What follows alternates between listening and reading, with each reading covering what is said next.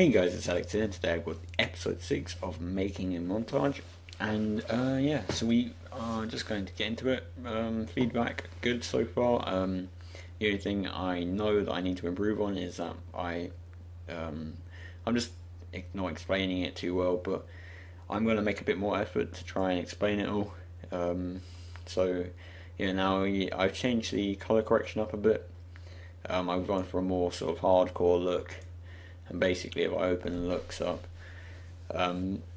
it consists of just me taking the saturation down quite a lot. So as you can see, it just makes it that bit sort of cooler and film-like. And also adding some film grain, it just makes it less harsh. And then some diffusion. It's slightly in the orange section just to make it a bit warmer. And then quite a lot of contrast with the curves. Vignette, all that sort of stuff. So yeah, I just thought I'd mention that first of all.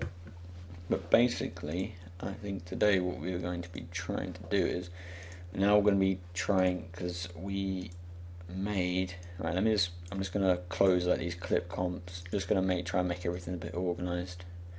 So we want that. We don't want that. We can close that. Okay, so in the previous episodes we made the glass shatter like that and all motion tracked, but now what I want to do in this clip, I want to have all the glass up here and then I want it to come together to make some text. Now I have no idea how this is going to work, but I'm willing to give it a go. So I have motion tracked this and I've made a null just so we have something to reference to. But what I'm going to quickly do is I'm just going to make a new solid, call this grid. We'll search up grid in our effects and presets and drag that onto our solid, and it's going to create a grid, and then we'll make our layer 3D so it's in the camera, and I'm just going to rotate this by X by 90 so it goes flat, and I'm just going to then make a new null object. So, and then I'm going to parent our camera and our null object to the null object that we just made. Now make that 3D as well, and all I'm going to do is I'm just going to try and rotate this to sort of match it with the terrain, so it looks like it's sort of flat, something a bit like that. And basically by creating this null object and parenting it, it's going to adjust the camera and the null, so when we start importing things, it's just going to make it a lot easier for us. So I'm going to probably leave it at that. That's pretty good. So I'll just delete the grid and the null, and now that will be adjusted. So what I'm actually going to do is I'm going to open Cinema 4D, but first of all I'm just going to make a new layer, a new solid, call this element, and we would search up element like so. Okay, scene setup. Now, the reason I'm opening Cinema 4D is because I want to make my own custom object. Because I want it to be fractured, because I want it to look like the pieces. I want to pre-fracture it, and you can't actually do that in Element. So what I'm going to do is I'm going to make some MoText. Like so. I'm just going to copy the name of the montage in, like that. And I will just align that in the middle so you can see.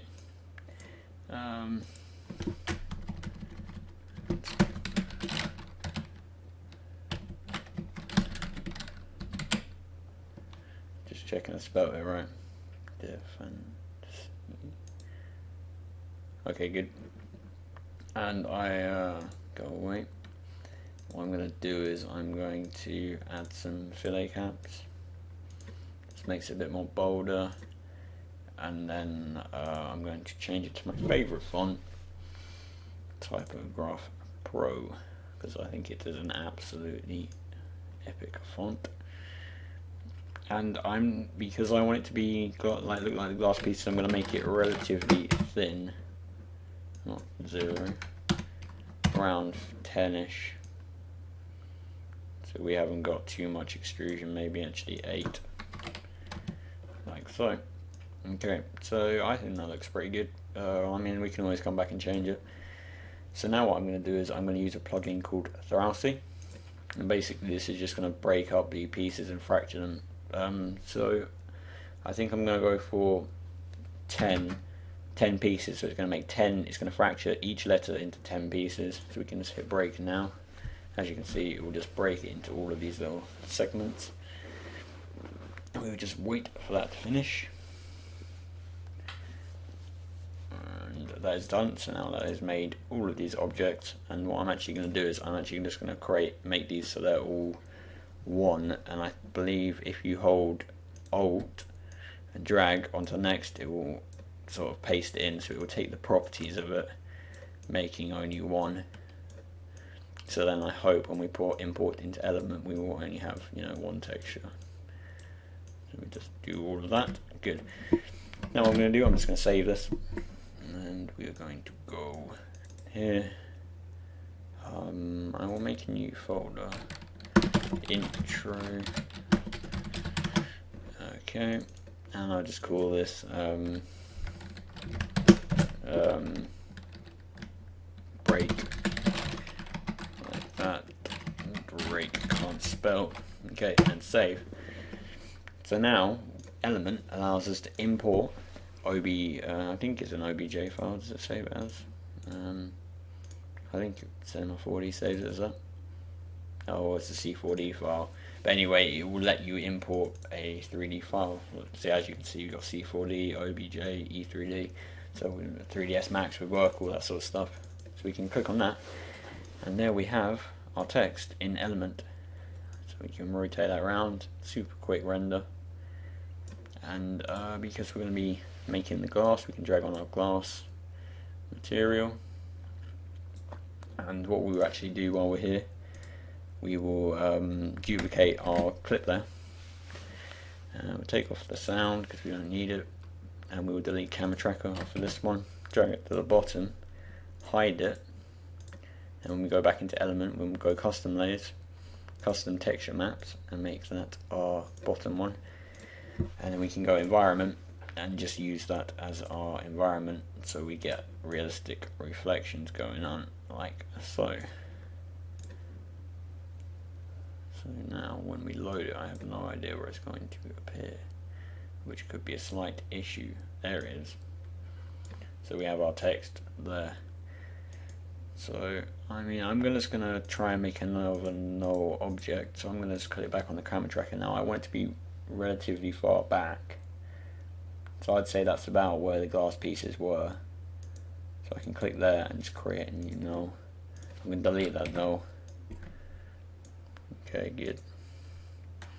So now I'm just going to hit P on that, so we can see where about that null is placed. And we can go to group 1, particle replicator.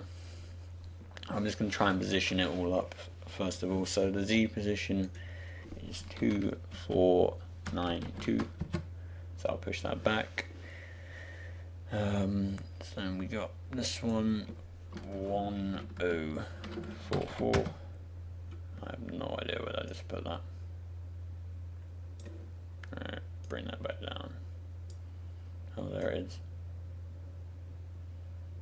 We'll want to bring it down anyway. Yeah. Actually, what we might want to do, no, we'll be alright. So that looks like it's motion track. Yeah, that looks alright. And there's Z, and we can go to rotation. I'm just going to rotate this on the Y by 180, 90, like that. Does that look like it's facing front? Maybe. So, something like that. Yeah, that looks good. And then again, probably drag it up, drag it to the side, but drag it up. So I'm just trying to position this, trying to make it sort of parallel with everything, so it looks like it's in the parallax. Okay, that's good. And we can also go to particle look, size. We will scale that up quite a bit. Come on. Alright, good. and it looks like it's sort of leaning over, so try and maneuver.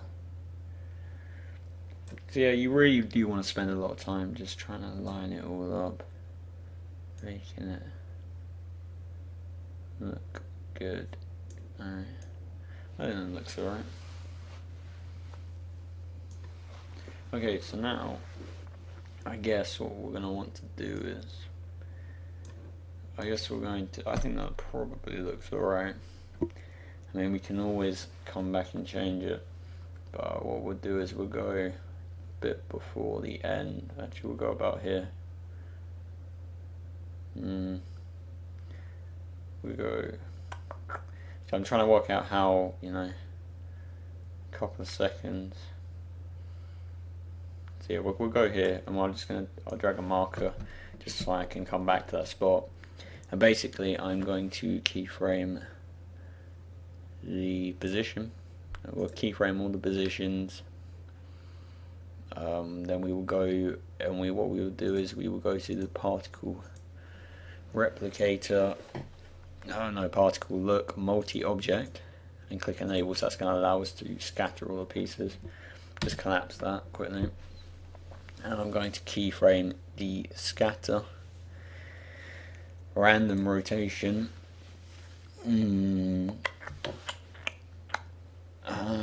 I'd say that's probably about it. So hit U, and then we'll go to the start. Now this is where we can make it a bit cooler, so we can turn up the random rotation by quite a lot. Scatter it. And I think what we'll also do is we will keyframe the space. Space. What happens if we? Okay. We will. Yeah. So I'm just trying to work this out because I want it to come it needs to be a bit closer together. I'm just trying to work out what's sort of the best method for it. Let's see. Yeah, I think that's, so what we'll do is we will also keyframe the X and the Y display. So I'm just going to check the time. Alright, we've got a bit of time.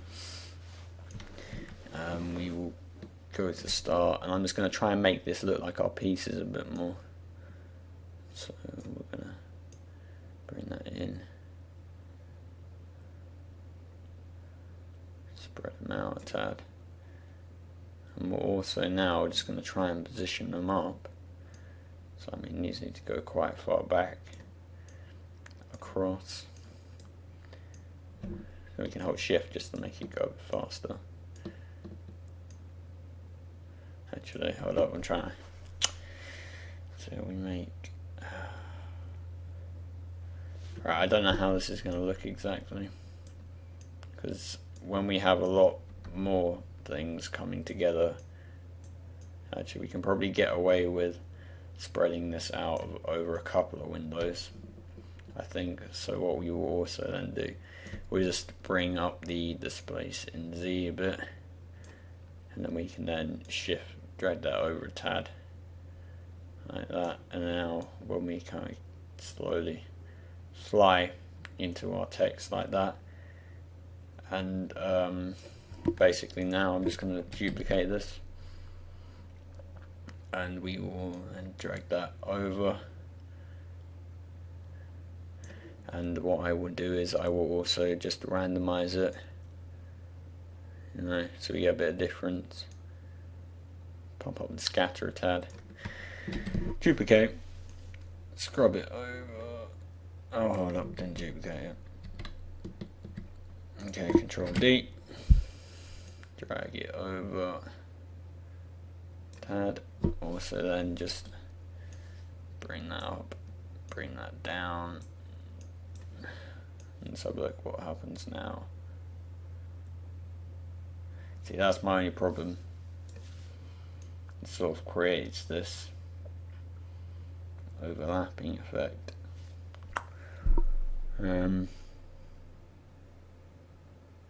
I sort of need to offset it somehow. I think we're going to have to leave it there for this episode, but I'll try and figure out for the next one maybe a way that we can slightly offset these just to make it look a bit more natural as it comes in. So yeah, that is all for today, guys. I hope you enjoyed. I have been syncing up clips. Well, I haven't really. I've only done two, and that's how it's been. I really want to get this intro looking really good, because I always find that you want to make the intro good just because that's the first thing they're going to see, and it's usually when they're going to decide whether they want to watch it or not. So in between episodes, I'm just going to try and sync up all the clips. Then in the episodes, I will be working on transitions, effects, all that sort of stuff. Yeah, that's all, guys. So I hope you enjoyed the episode. Please drop a like for your support and give your support and any feedback, and I will see you in the next one. Cheers, guys.